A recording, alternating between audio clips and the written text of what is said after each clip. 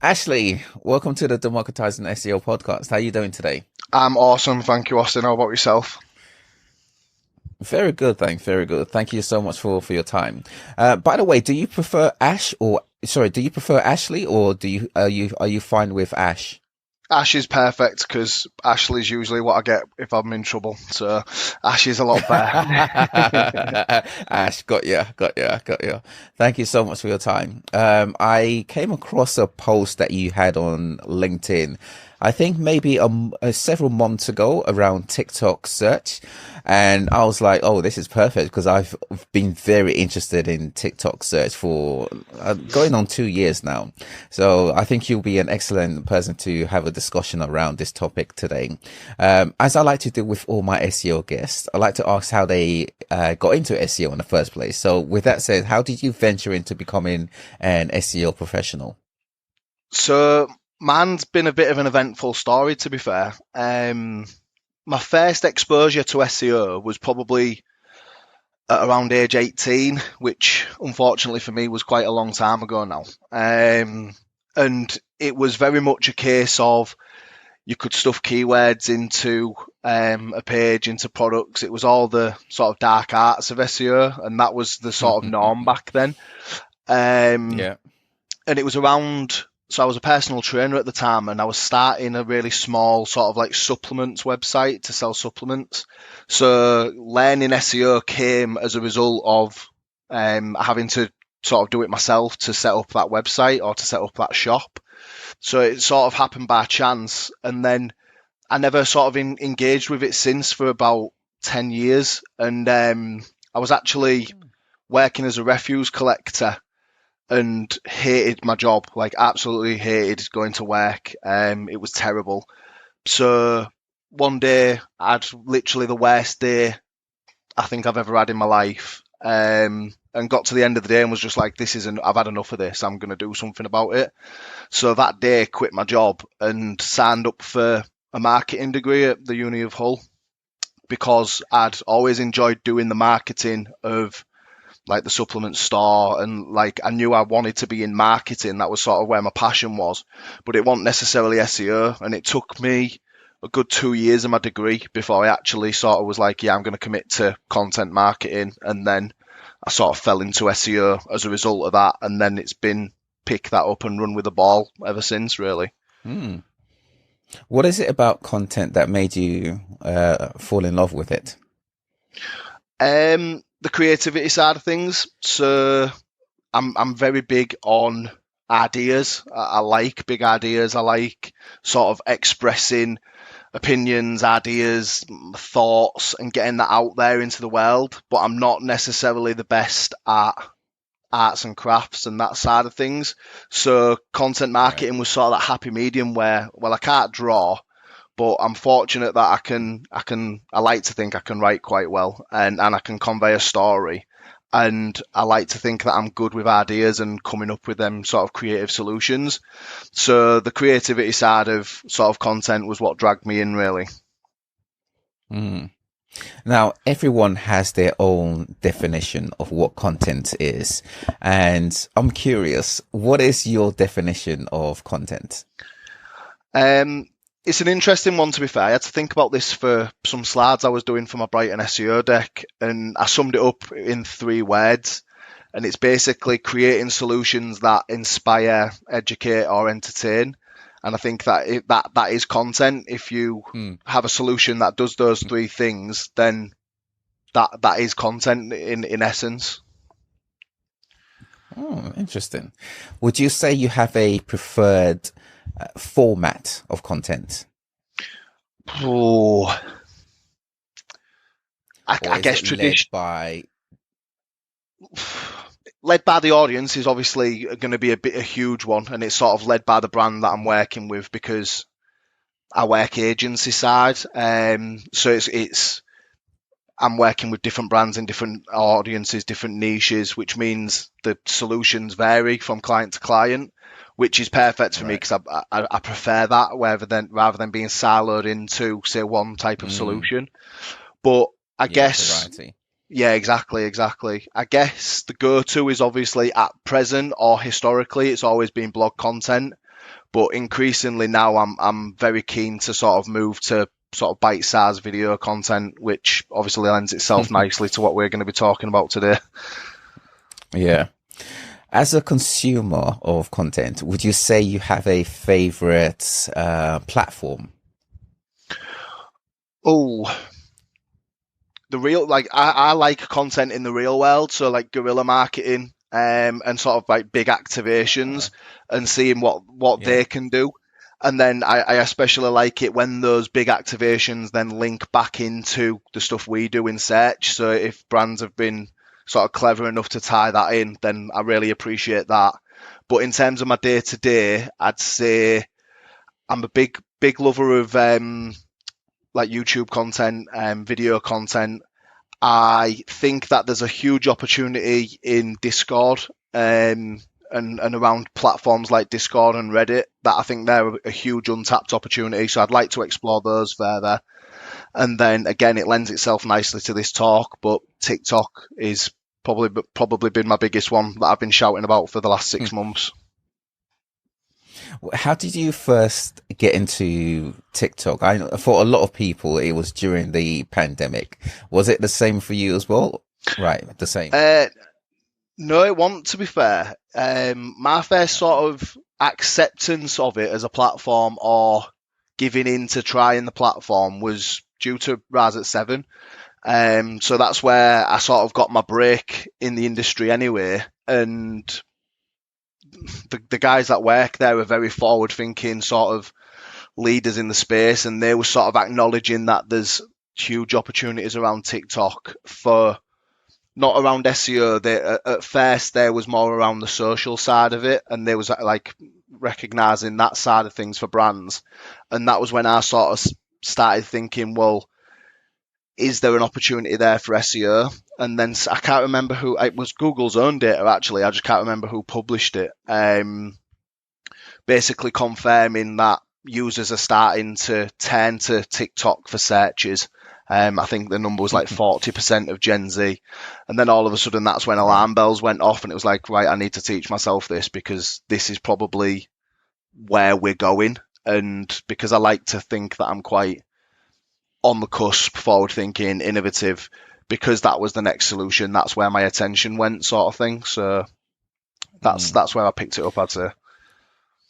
TikTok is fascinating to me. I initially got on it from, I want to say 2020. It was definitely during the pandemic era. And I saw it change from being more social as a platform to one day I saw a search sort of like prompt.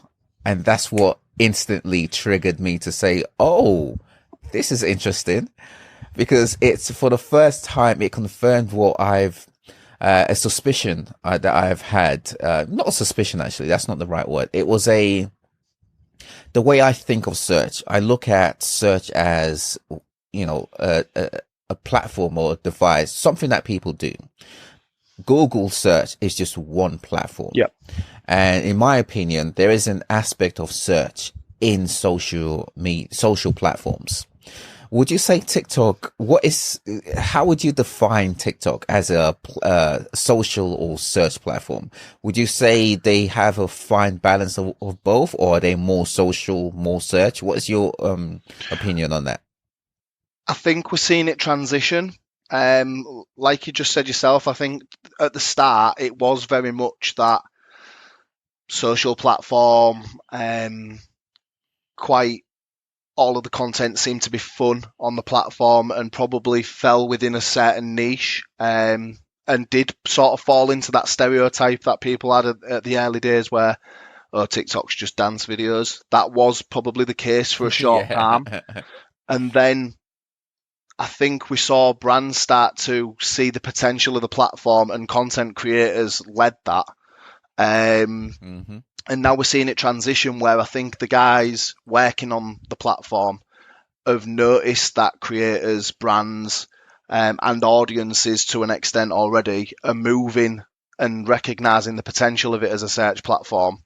And at the moment, I'd say we're we're still probably more social, but we're getting a rise of search content on the platform. And then long term, I think it'll start to swing the other way, where it'll be more informational, educational content on the platform, and the social aspect of it, it'll be there for entertainment, and obviously that'll be a big part of it, but it'll be more educational and entertainment, if that makes sense. Sort of how we've seen YouTube go a little bit.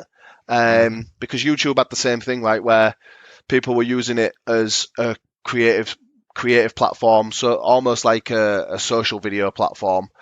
And then all of a sudden, that's where people were going for video game reviews. That's where people were going to learn recipes, and that happened.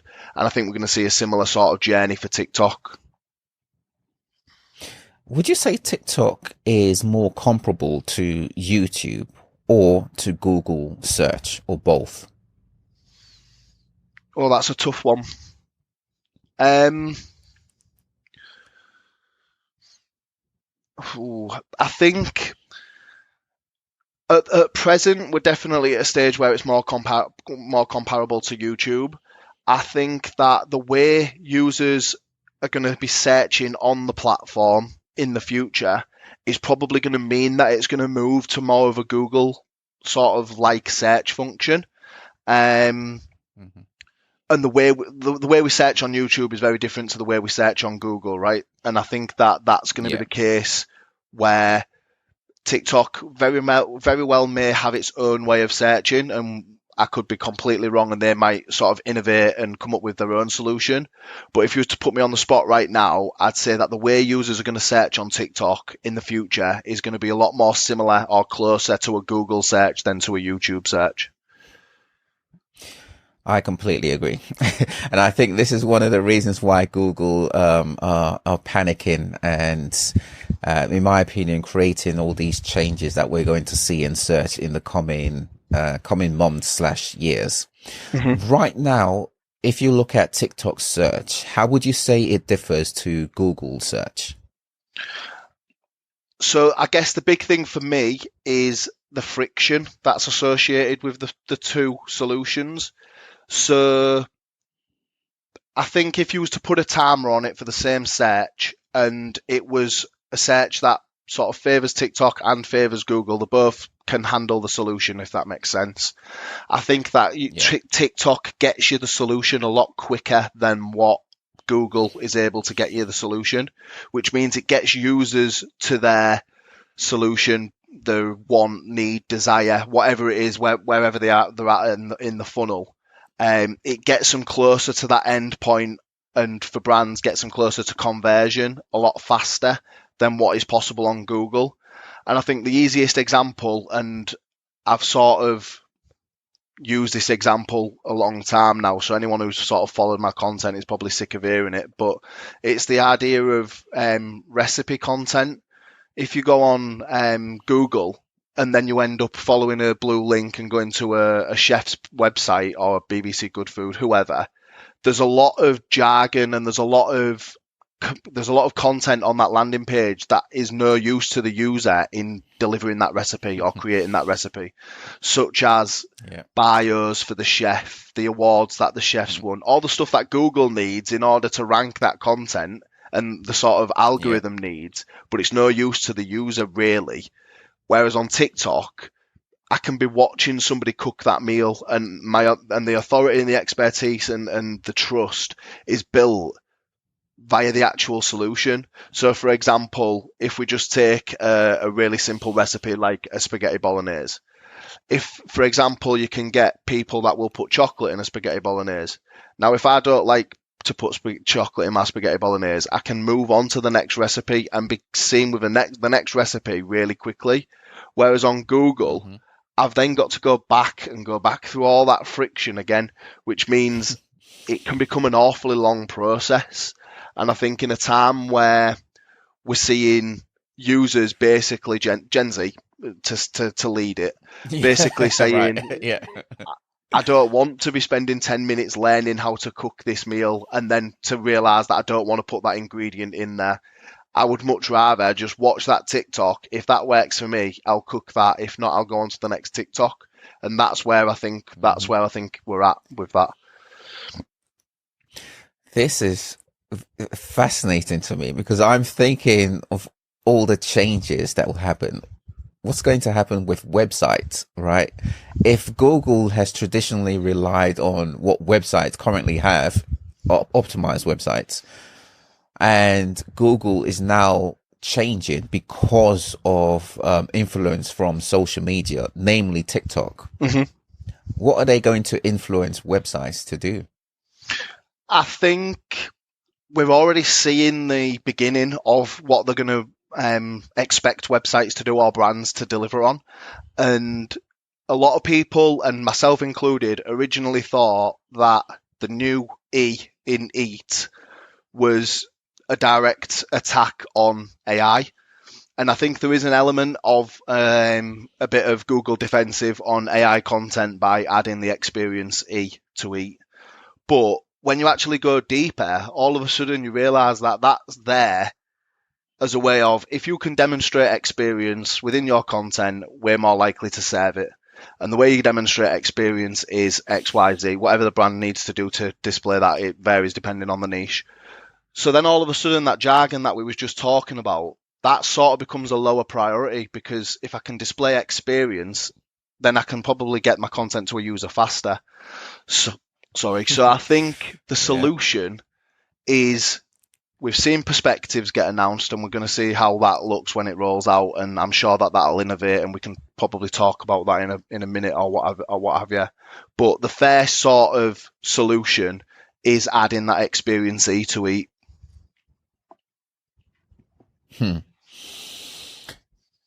Perspectives changes, changing in the SERPs.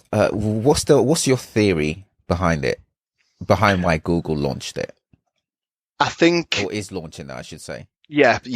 I think it's basic. It's essentially an acceptance by Google that they, in their current model with their current algorithm, cannot serve content quick enough to users in the way that they'd want to, as fast as they'd want to, getting people the content that they need to see as quick as possible.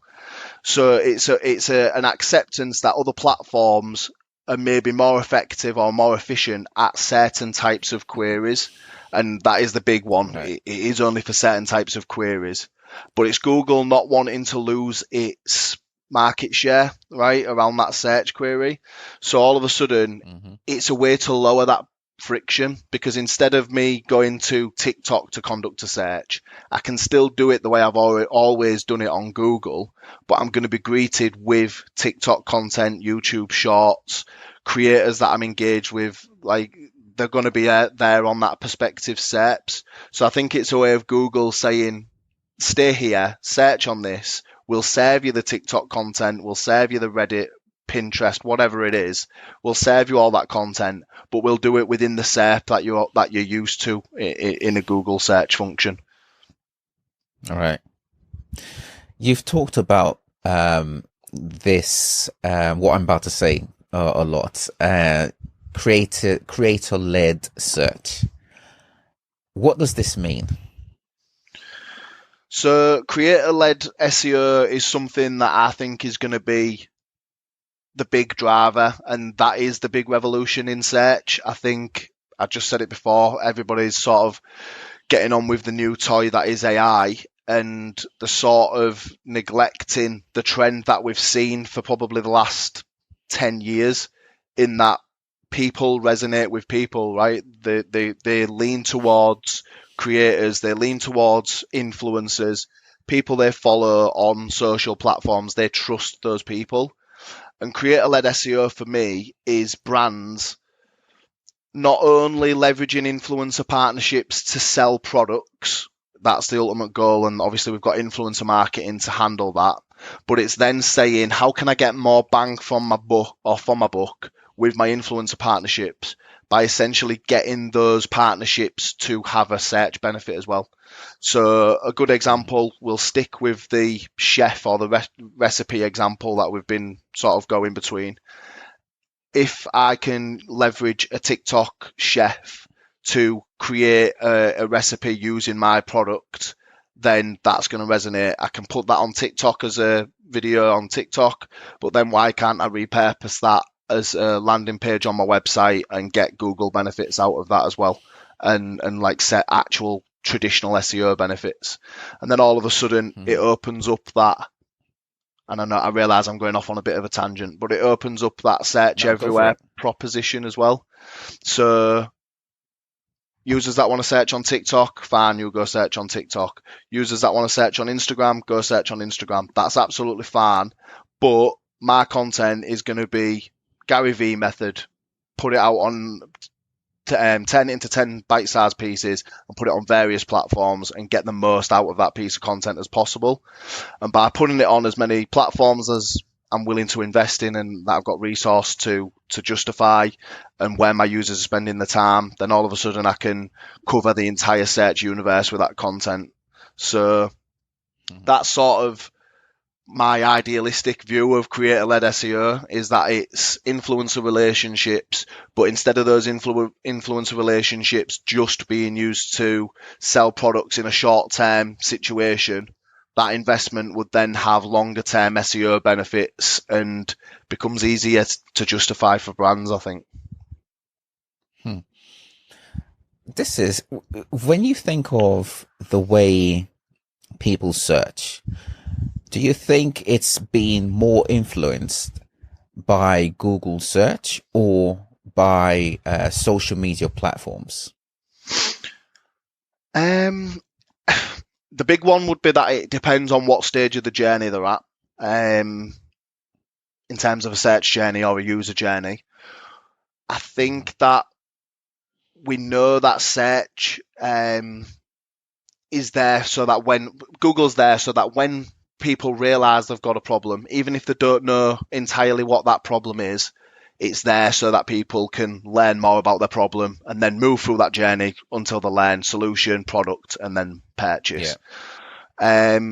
Social is in a really good position, and this comes back to that creator-led SEO again, in that it's able to make people realize they've got that problem. So we can use our social platforms almost as a really early stage of that search journey, which ties back into that search everywhere trip, right?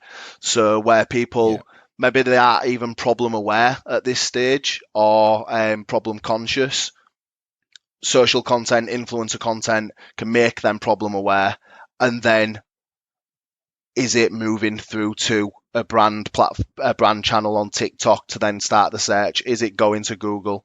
That's up to the user, and it'll probably vary depending on where they are demographically and what group they're in. But I think again that leads into that search everywhere conversation nicely, in that social's there to make people realize they've got issues, and then search can be there to pick them up and guide them through that entire journey. So in the world where you have creator-led SEO, what does this mean for SEO practitioners? In the short term, or even into the medium term, I don't actually think a lot changes for us. I think a lot of brands, and therefore a lot of SEOs, and it's a big frustration for the SEO team that I'm in now. It's been a frustration for SEO teams that I've been in the past, and I think it's an industry-wide problem, is that we necessarily don't have the budgets that we'd like to deal with the problems that we've got on the websites. So SEO budgets are shrinking, clients are expecting the world, but we just don't have the budgets to either deliver the amount of content or deliver the quality of content that we'd like. I think that creator-led SEO can start to bridge that gap, in that if creators are generating that content for us and we're simply repurposing the content that they create, then all of a sudden we don't need to be leveraging huge budgets to create this type of content. We can maybe leverage an influencer or a creator to start that revolution off. But then as users start to generate content, we can sort of leverage their content, repurpose it, put it on our landing pages. And all of a sudden, we're starting to sort of fulfill the needs of our strategy with less budget. So I think for switched on SEO practitioners, there's an opportunity there for us to actually leverage creator-led SEO to get more out of our budgets than what we're currently doing. And then again, there's probably an opportunity for us to go and get more budget, because all of a sudden we can partner with social teams, influencer marketing teams, whatever that looks like in that specific brand, and say, well, can we like tie into that budget, because we've got an SEO benefit that we can get out of that. So then we can sort of leverage everybody's budgets to drip feed into everybody's system, rather than it just being siloed. That influencer marketing goes on an influencer campaign, an SEO goes on an SEO campaign. It can sort of all leverage together or merge together and get us more bang for our buck. Yeah, I think there's going to be a lot of conversations at businesses, brands, deciding how budgets are going to be split. Because if you're looking at content as the asset, right, that's distributed across these different platforms, as well as the different channels that utilize the content, who owns the content? Are we going to have like a content team that's leading the content creation? A lot of businesses tend to have content teams structured for the specific channel or need. I know businesses that even have a content person that works on the blog, and then a content person, different, if you like, team that focuses on sales-based pages, and because they see that as a different type of content. All of this is adding to a nice gumbo where we're going to have a lot of changes happening in a very short space of time. And we're just focusing on one platform, TikTok, and the change that TikTok is bringing to the world of search. Do you see a reality where TikTok overtakes Google as the primary platform that people use to search? It's an interesting conversation, and I think just to go back to what you were saying around sort of like content teams being responsible, who's going to pick that up, who's going to sort of lead on that. I don't think it's a bad situation for teams to become more closely aligned and working more closer together. So I've got it myself with brands where you've got blog teams, you've got product teams, and then you've got journey teams, and it sort of becomes a mess. People get precious about like their specific section. We've all got different, or it seems in the brands that I've worked with, they've all got different KPIs and they're all looking for different metrics, and it becomes a mess. Whereas if we move those solutions closer together, and those teams closer together in how we're going to measure, how we're going to report, and then also in terms of owning the creativity, then I think that's only a good thing. So that's what I'd say in terms of that point. And then, do I see TikTok taking over Google? No, I don't think that's a realistic goal for TikTok at this stage. I could be made to look a fool. TikTok could steal a load of market share over the next 2 years, and then my opinion would probably change. But if I was to look at where we're at right now, I think that Google would be able to pivot and adapt quicker if they started to see significant market share. We've already seen them pivot and react on, let's be realistic, what is a minor stake of search that's been lost to TikTok, when you look at the big picture. So TikTok's going to have to go like a hell of a ways to overtake Google in terms of search. Now, that's overall. Do I think that TikTok could excel within specific niches and then therefore within specific audiences and overtake Google for those? Then absolutely. I think that is probably already happening now, and I think that could continue to evolve and happen.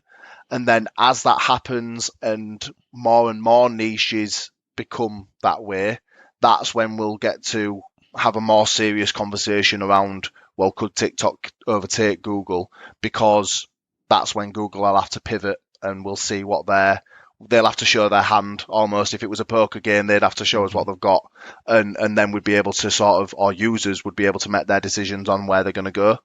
A good example is sort of like travel talk. I think retail, Right. Yeah.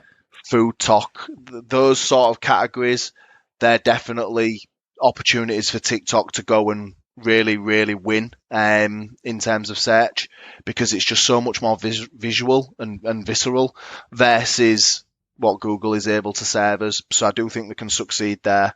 But then your money, your life queries, things around, okay, I need a mortgage, let me go buy a mortgage. Realistically, people might go to TikTok for some advice. They're very well white.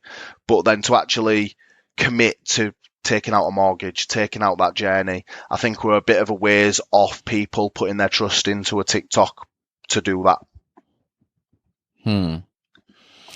Yeah, it might lend itself into the creator-led search, where people go onto TikTok and see these things: travel talk, food talk, and even mortgage talk.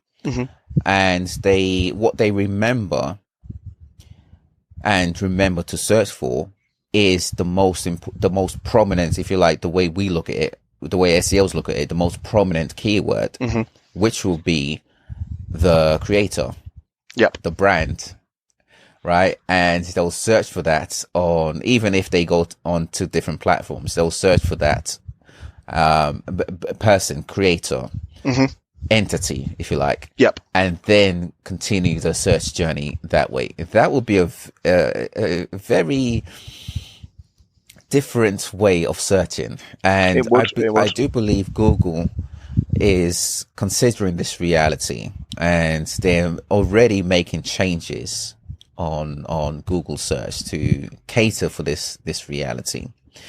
If we think of content, right, overall, businesses are very much focused on, if you like, they use the lead of SEOs, right? They rely on the lead of SEOs to make decisions. What should SEOs be saying to business leaders from a content and search point of view to prepare them for this possible reality? That's really interesting, because you are right. Brands are completely right in that brands are led by SEOs. But what an interesting swing on that point, if you like, is that we're merely the messenger, really. So we go in the third-party tools, we go in our in-house tools, whatever that is. We get the search volumes for keywords. So although we lead the brand, we're sort of led by the user. It's all led by the user first, like, because we're just we're basically the middlemen. They're telling us they're giving us the signals, and we just relay those to brands and then commit to a strategy. That's all user led. That's how it should be anyway. And if you're not doing that, that's your first sort of red flag. Is that you should be led by the user. You should be led by search trends. You should be led by emerging queries or emerging trends that are appearing on Google Trends and these sort of things, not just sort of accepting that the search volume for term X is 1,000, so therefore it's a priority, when that could have been on a downward trend for the last 3 years. Like, why would you create content for that? Whereas you could create content for this that's got a search volume of 500 but has grown 500% in the last 3 months. So we are sort of led by the user, and we're just messengers, which is a really interesting sort of proposition when you think about that. Like, this is the first time I've really thought about that. Is like, yes, I do create the strategy, but that strategy is always really created by the user. They're telling me what to create. I just have to recognize it. And I think if you're a good SEO, or the best SEOs are the ones that can pick up on those sort of signals by users, and they're the ones that the brands should be looking to work with. If I can pick up on a point that a user is searching in this way, searching on this platform, searching for this term, then that's when you should want to work with me, rather than just somebody creating a strategy out of thin air, if that makes sense, or not letting Yeah. the user Yeah. dictate that journey. So that's an interesting point as well that I haven't really considered that before, to be fair. Yeah, SEO is very much a reactive channel in that something happens and then it's picked up by SEO. As you mentioned, I think you're bang on right with SEO being led by users. When I think of the strategy that SEOs tend to have, it stems from having carried out keyword research, and keyword research by default is reactive. In this world that we seem to be headed into, it seems as though we SEOs will need to be a lot more conscious of having proactive keyword research in place, right? We can't wait for something to happen, get a month's worth of data in order to take action into something. We need to be able to be more proactive rather than reactive. Yep. Do you have any thoughts or suggestions around how we shift from reactive to proactive SEO? Yeah, I'd say the first point, and it's a really important point, is we need to get out of this mindset of perfection. We need to, like, I've worked with so many brands, and this is a brand issue. This isn't necessarily an SEO issue, because I think a lot of SEOs think the same way that I'm about to explain. It's the brands that are probably on the fence a little bit. But a lot of the time we get into this situation where a content piece has to be the most perfect piece of content before we'll publish it. It goes through rounds and rounds of amends. People say, oh, well, why is that section a bit thin? Why can't we expand on this, right? And in order for us to be proactive, we won't have the full picture of what a piece of content needs to look like at that time. But there's no reason that we can't start to deliver that content, start to get those signals to Google that we're talking about that and our brand are at the heart of that conversation. And then we can always iterate on top of content, right? So I'm trying to think of an example. I can't think of an example on the top of my head, but actually I've got one. So it might be there's a fashion trend that's emerging that we don't completely understand. Now, fashion trends can drop in and out within 3-6 months, give or take, depending on who's leading that fashion trend, right? So all we can do is deliver the content that works at that time and innovate that as it goes. And if that content lasts 6 months and we've created a piece of content that's got us results for 6 months and then the trend dies off, then I would argue that that's probably been more rewarding than creating a piece of content on an established keyword that maybe is not going to get the traffic. Because at the end of the day, there's probably a lot of competition for that keyword because we all use the same tools. We're all sort of working off the same song sheet. Whereas if you're willing to back yourself and the brands are willing to back themselves and create content over here, where it's a bit like Blue Ocean Strategy. I don't know if you've read that book, but it's like there's a lot of free space over here. Go create content there, and then there's not going to be as many sharks in that space. Whereas over here, there's a lot of sharks in this space, all fighting for that same piece of fish. Like go do that reactive stuff and avoid the perfection paralysis, I guess is a good way of putting it. And then I think the creator-led stuff can really lend itself to this discussion where we can ask an expert on fashion. Let's just use that example again. So we go to a creator that we've got a partnership with and we say, we want you to create a piece of content discussing this emerging trend. What's really cool there, and Carrie Rose talked about this at Brighton SEO, so definitely check out her recent Brighton deck. But it's this idea that publications are probably willing to sort of share that content then because it's led by an industry leader. It's around a trend that they want to be at the center of the conversation for as well. And we can build links into our website as well. And then we can start to dominate SERPs where We see a brand dominate the top of the news section because they're building links and getting in these publications around a trend. We've got our own content that's dealing with this emerging topic, and we've been proactive around that keyword and we've created content. And then we've got influencer content in the search everywhere space, where we're on TikTok, we're on YouTube, we're on Pinterest, whatever the situation needs, to also meet the needs of that search proactively.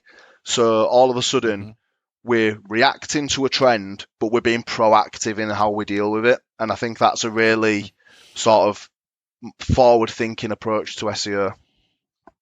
Yeah.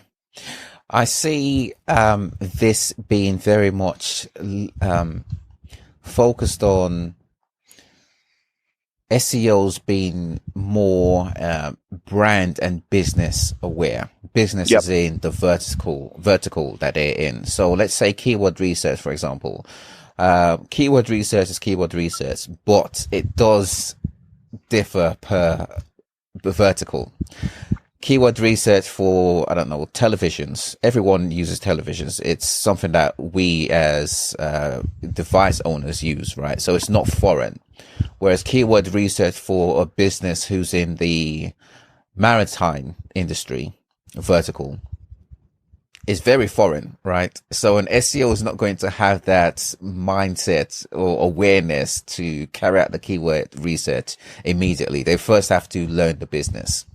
All of this to me seems as though, okay, it's almost as though SEOs will have to switch from businesses coming to SEOs training businesses about SEO so that they can function or carry out SEO better. Where does this leave agencies and the services that agencies offer? Well, as far as I'm concerned, that's the role of an agency anyway. Like, retention of clients is hugely important to agencies when they're trying to build. It's obviously, we need to know how much money we've got coming in so that we can hire, so that we can grow, so that we can build our businesses, right?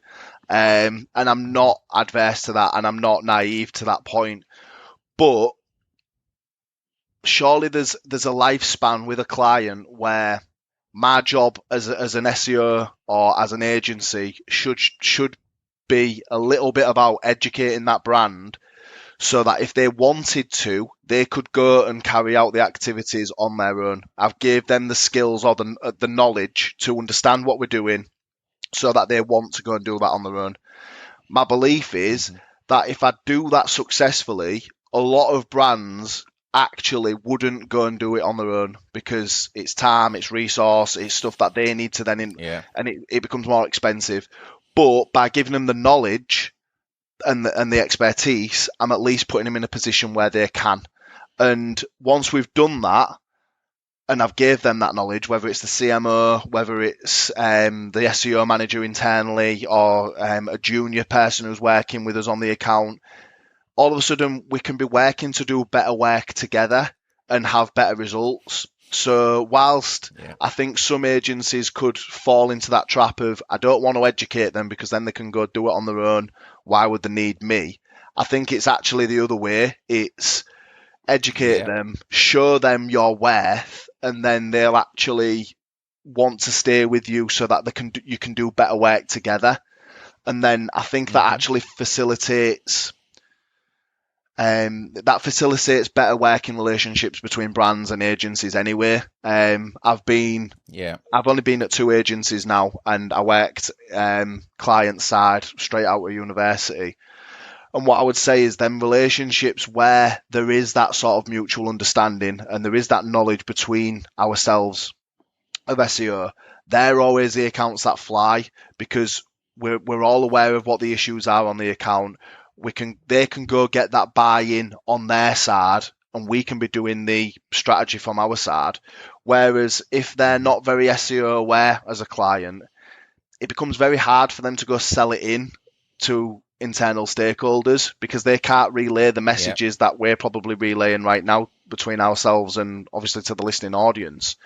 they don't get that understanding internally, and that's when you lose it. That's when you lose brands, because they go, well, what's this actually getting me? What's the ROI? And if they don't have the SEO knowledge or the understanding of what we're trying to achieve, then what's to stop a CMO going, well, let's get rid of them straight away? Do you know what I mean? So Exactly. I think it's a complete. Yeah. I think that it's a completely the other way. We should be educating brands. We should be trying to build those relationships and empowering them to go and do it on their own. And if we do that, they won't want to go do it on their own. That's how I look at it. Yeah, completely agree. I think within the industry, there is this old-fashioned way of thinking in that the more knowledge a client knows, a brand knows, the worse it is for the agency. Which is the complete, as you mentioned, the complete opposite. The more knowledge they have, the more they want to work with you, and the more budget you can actually attain for SEO. And I think this is a big area. This is, I would say, a contributing reason why SEO budgets have remained small, in that we haven't worked closely on the educational piece. Taking them, in fact, let's take away the term education.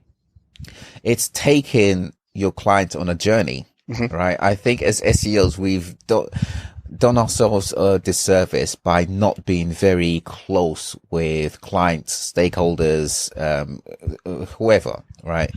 And it's something that will have to change in the coming months/years, in this new reality that I believe we're definitely headed into. Search everywhere, as you mentioned. It's a brilliant phrase. I absolutely love that phrase.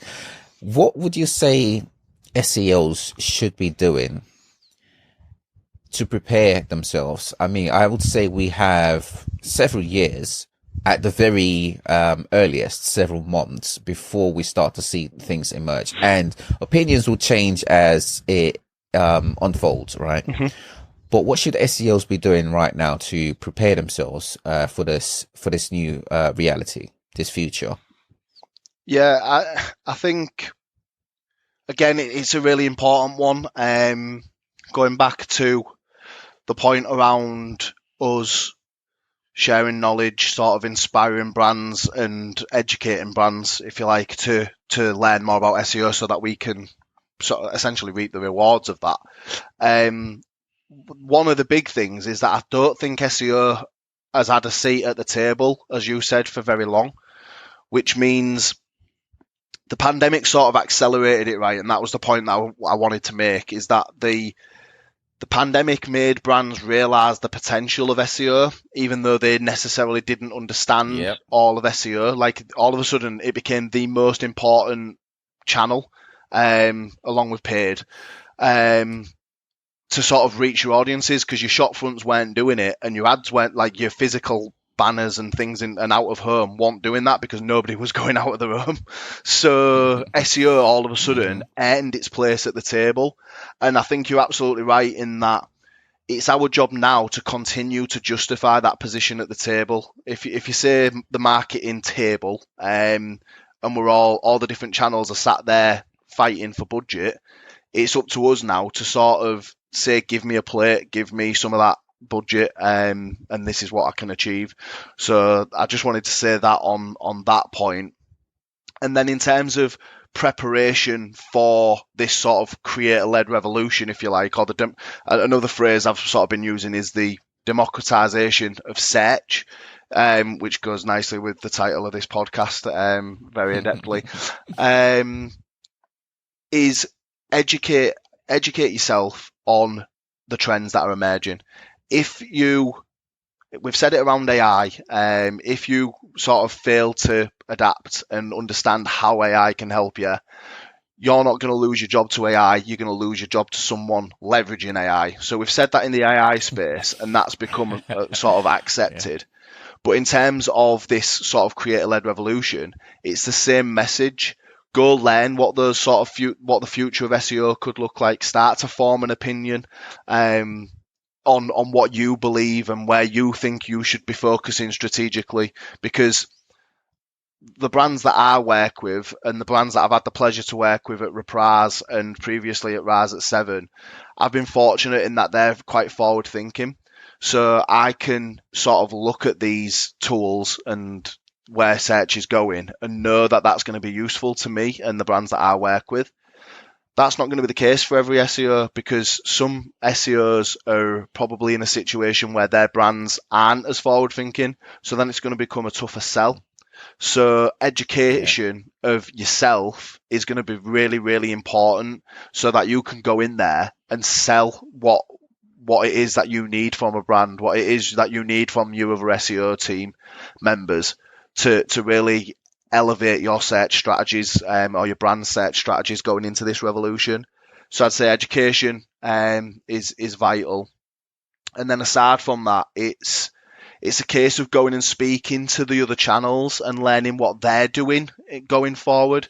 So it's okay understanding where TikTok's heading from a search perspective, but go learn where TikTok's going from a social point of view as well, so that you can understand, okay, I know that the search content here for these types of TikTok queries, but what does the social aspect of TikTok look like? Because that's just as important, and it's the same for Instagram. Dare we say it's the same for Threads now, not Twitter. Do you know what I mean? Like, go and really throw yourself in the deep end and learn as much as you can. I've been very fortunate that I've worked with some really, really great SEOs, despite only being in the industry for a short time. But I was empowered to basically go and learn this stuff on the fly. I was thrown in the deep end by Luke Cope, who's obviously now at Bottled Imagination, James, who's also at Bottled Imagination, and Carrie and Kenwright. And I was sort of given a ball, and it was either run with it and learn this stuff, develop your understanding and fly, or sort of just exist and then probably drop off. And I think that me sort of going and learning this stuff and sort of teaching myself this, reading blogs, go read Search Engine Land, Allegia Solis's blog, go sign up for the newsletter, SEO FOMO newsletter, watch podcasts like this so that you can really understand the industry that you claim to be an expert in, or that you want to be an expert in. Because when you do that, that's going to make you a better SEO, and that's going to have the benefits that we've sort of talked about in this conversation. Completely agree. Well said. Well said. Ash, thank you so much for your time today. Is there anything you'd like to plug or promote? Yeah, I'm big for the personal brand over on LinkedIn, so I do like LinkedIn. Go give us a follow on LinkedIn. And then I put out content like what we've been talking about here in this conversation, and all these sort of like forward-thinking conversations on ashleylliddell.co.uk. So definitely check that out as well if you don't mind. Awesome. I'll have both links in the description so people can get in touch with you. I appreciate that. Thank you. Thank you so much, Ash. Have a brilliant day. We'll catch up again another time. 100%. You too. Have a great weekend. Cheers. Bye now.